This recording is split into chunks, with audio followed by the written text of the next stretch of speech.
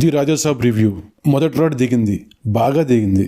3 సంవత్సరాలు కష్టపడి తీసిన సినిమా ఇదా, లేక ఆ 3 సినిమాలు కలిపి తీసిన సినిమానా ఇది? ఇంత దారుణమా? తలా తొక్కలేని సినిమా తీసి మన మీదకి వదిలేశారు. ఈ సినిమా చాలా దారుణంగా ఉంది. రండి ఈ సినిమా గురించి తప్పకుండా మాట్లాడుకోవాలి. Hello my movie friends, this is your movie friend. ఈ రోజు మనం ఈ సంక్రాంతి మొదటి రాడ్ అయిన రాజాసాబ్ గురించి మాట్లాడుకుందాం. మారుతి గారు, మీరు ఆల్రెడీ ప్రభాస్ అభిమానులకి మీ ఇంటి అడ్రస్ ఇచ్చేశారు. అలాగే పోలీసులకు కూడా మీ ఇంటి అడ్రస్ ఇవ్వండి, ఎందుకైనా మంచిది. ఎంత చదువులేని వాడైనా కష్టపడితే 3 సంవత్సరాల్లో డిగ్రీ కంప్లీట్ అయ్యి సర్టిఫికేట్ కూడా వస్తుంది. ఇన్ని సినిమాలు చేసిన మీరు 3 సంవత్సరాలు కష్టపడి చేసిన సినిమా ఇదా? ఎంత దారుణమా? మీకు తెలిసినా చదివినా విన్న పైత్యాన్ని అంతా సినిమాగా తీస్తే ఇలాగే ఉంటుంది.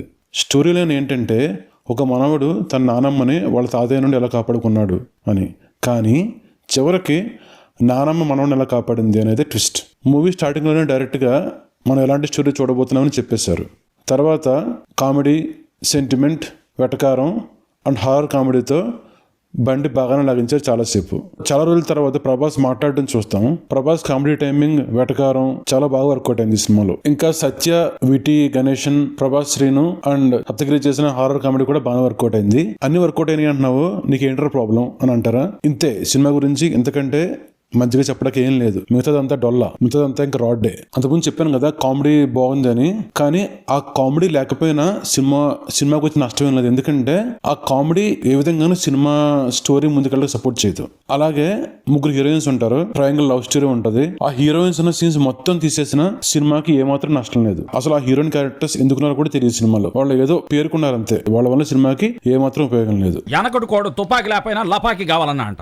సిచ్యువేషన్ ప్రకారం హీరో, వాళ్ళ ఫ్రెండ్స్ అండ్ హీరోయిన్స్ ఒక దెయ్యాల గుంపులో చిక్కుంటారు. ఆ దెయ్యాల గుంపుల నుంచి వాళ్ళు బయటకు ఎలా వెళ్తారు అనేది యాక్చువల్ స్టోరీ. కానీ వాళ్ళు ఏదో వనభోజనానికి వెళ్ళినట్టు అక్కడే ఉండి అక్కడే హ్యాపీగా తిరుగుతూ ఉంటారు. వాళ్ళు బయటకు వస్తారో లేదో మనకు కూడా టెన్షన్ ఉండదు, వాళ్ళకు కూడా టెన్షన్ ఉండదు. అంత బాగా తీసారు ఈ సినిమా. ఆ ఇంటి నుంచి ఎలా బయట రావాలి ఎవరికి తెలియదు. చాలా ఫైట్స్ ఉంటాయి, ఏదో రామ్కే వస్తా ఫైట్స్ చాలా ఉంటాయి. కానీ ఏ ఫైట్స్ లేకపోయినా సినిమాకి వచ్చి నష్టమేం లేదు. జస్ట్ ఫైట్ వస్తుంది, తర్వాత మాటలు వస్తాయి, తర్వాత ఇంకా ఫైట్ వస్తుంది.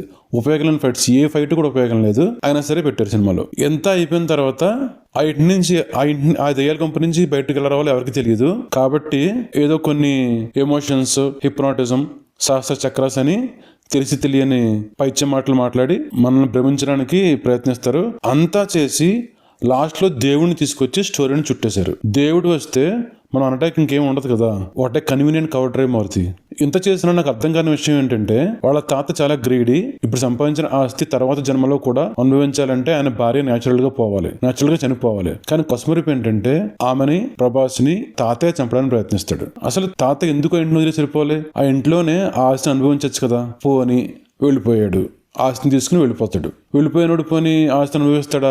ఇంకా దొంగతనాలు చేస్తూ ఉంటాడు బయట. అసలు లాజిక్కే అర్థం కాదు. ఎందుకు వాడు చేస్తాడు, ఎందుకు అలా చేస్తాడో ఎవరికి అర్థం కాదు. ఎడిటర్ అసలు పనిచేయలేదు అనుకుంటా ఈ సినిమాకి. ఆయన పనిచేస్తుంటే చాలా సీన్లు లేచిపోయేవి.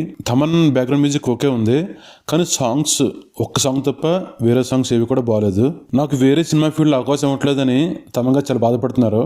కానీ ఇచ్చిన అవకాశాన్ని ఆయన సద్వినియోగం చేసుకుంటలేదు అనిపిస్తుంది. ఈ సినిమాలో అసలు కనీసం ఒక మంచి పాట హమ్మింగ్ చేసిన పాటలు చేయలేకపోయారు. ఒక పాన్ ఇండియా లెవెల్ సినిమాకి మ్యూజిక్ ఇలాగానే ఇచ్చేది, సాంగ్స్ ఇలాగానే ఇచ్చేది. ఇంకా మారుతి డైరెక్షన్ అంటారా? నా భూతో నా భవిష్యత్. అసలు ఏం చేయాలో తెలియదానికి, ఎందుకు తీసాడో తెలియదు సినిమా. ఏదో ప్రభాస్తో ఛాన్స్ వచ్చింది కాబట్టి తీసారు అంతే. అంతేగాని ఒక స్టోరీ గానీ, ఒక స్ట్రాంగ్ ఎమోషన్ గానీ ఏమీ లేకుండా ఉంది. స్టార్టింగ్ స్టోరీ ప్రేమ కథ చిత్రం అని మనకు తెలిసిపోతుంది. మీకు బుజ్జిగాడ్లో ప్రభాస్ కామెడీ టైమింగ్ అని నచ్చితే ఈ సినిమా ఫస్ట్ హాఫ్ మీకు బాగా వర్కౌట్ అవుతుంది. ప్రేమ కథ చిత్రం నచ్చితే ఇంటర్వెల్ తర్వాత 10 minutes వరకు మీకు బాగా వర్కౌట్ అవుతుంది. కానీ తర్వాత వచ్చిందంతా డొల్లే. ప్రభాస్ కొన్న పాన్ ఇండియా ఇమేజ్ దృష్టిలో పెట్టుకుని ఎందుకు పనికిరాని అనవసరమైన సీన్ చాలా పెట్టారు. ఆ సీన్స్, ఆ ఫైట్స్ లేకపోయినా సినిమాకి వచ్చిన నష్టమేమీ లేదు. ప్రతి సీన్ స్టోరీ బోర్డ్ చేసుకుంటారు కదా. స్టోరీ బోర్డ్ చేసుకున్నప్పుడు ఈ సీన్ ఉండాలా, అవసరం లేదా అనేది ఒకసారి కూడా ఆలోచించరా? ఎలా అప్రూవ్ చేస్తారని ఇటువంటివన్నీ. ఆ స్టోరీ మూవ్ అవ్వని సీన్స్ అసలు సినిమాలో ఉండకూడదు. ఏదో ఒకటి పెట్టినా పర్లేదు, కానీ సినిమా అంతా పెట్టకూడదు కదా. సినిమాలు ఎంత పెరిగిపోతుంది అండ్ సినిమా మీద ఇంట్రెస్ట్ తగ్గిపోద్ది జనాలకి. ఆ మాత్రం కామన్ సెన్స్ కూడా ఉండదా? ఆ స్టోరీని సిన్సియర్ గా తీసుంటే ఈ సినిమా వేరే రకంగా ఉండేది. కానీ ఆయన స్టోరీని సరిగ్గా హ్యాండిల్ చేయలేకపోయాడు, అలాగే ప్రభాస్ ఇమేజ్ ని కూడా సరిగ్గా హ్యాండిల్ చేయలేకపోయాడు. రెండు హ్యాండిల్ చేయలేక ఈ సినిమాని ఇలా తయారు చేశారు. అసలు ఎందుకు పనికిరాని సినిమా ఇది. CG వర్క్ అక్కడక్కడ బాగుంది, కానీ కొన్ని చోట్ల అస్సలు బాగాలేదు, ఫ్రెషర్స్ చేసినట్టు కనిపిస్తుంది. అసలు ఈ స్టోరీ ఎక్కడ కూడా లాజిక్ ఉండదు. హారర్ కామెడీ అంటే లాజిక్ ఉన్న అవసరం లేదు, అండర్స్టాండ్, కానీ కనెక్టివిటీ ఉండాలి కదా స్టోరీకి, ఎమోషన్ ఉండాలి. ఎమోషన్ లేకుండా సినిమాను మనం చూడలేము, చాలా కష్టం చూడడం. కొన్ని ఫైట్స్ వస్తాయి, కొన్ని సీన్స్ వస్తాయి, అలా సంబంధం లేకుండా సీన్స్ వస్తూ ఉంటాయి, ఫైట్స్ వస్తూ ఉంటాయి. అంటే దీన్ని ఎలా ప్రూవ్ చేస్తారు దాన్ని? అంటే ఎవరు అడగరా ఇంకా ఈ సీన్ ఎందుకుంది, ఈ ఫైట్ ఎందుకుంది ఎవరు అడగరా ఏంటో మరి నాకు అర్థం అవట్లేదు. ఇది వేస్టింగ్ ఆఫ్ మనీ అండి. ఇది సినిమా అంతా it's fully waste of money. అది ఏం చేయాలో తెలియక సినిమా ఖర్చు పెట్టారు అంతే డబ్బులు. అంతేగాని ఒక స్టోరీ దానికి ఒక స్క్రీన్ పే రాసుకుని కరెక్ట్గా చేస్తుంటే ఈ సినిమా చాలా బాగుండేది. ఇంకంత చెప్పిన కోపం తర్వాత బాధ తప్ప ఏం లేదు. విశ్వప్రసాద్ గారు, మీరు ఇటువంటి సినిమాలు మీకు ఇంకొక 2-3 తగిలితే మీరు మళ్ళీ ఇండస్ట్రీలో కనబడరు. కొంచెం జాగ్రత్తగా ఉండండి. మీలాంటి నిర్మాతలు ఈ సినిమా ఫీల్డ్ చాలా అవసరము. ఇదండి Raja Saab movie review by your movie friend. ఈ సినిమా మీకు నచ్చిందా? నచ్చితే కామెంట్ చేయండి, నచ్చలేదా, నచ్చకపోతే ఏం నచ్చలేదో కామెంట్ చేయండి. మీకు ఈ వీడియో నచ్చితే లైక్ చేయండి, నచ్చకపోతే అన్లైక్ చేయండి. Please subscribe to my channel. See you in my next movie review. Thank you very much. Bye by.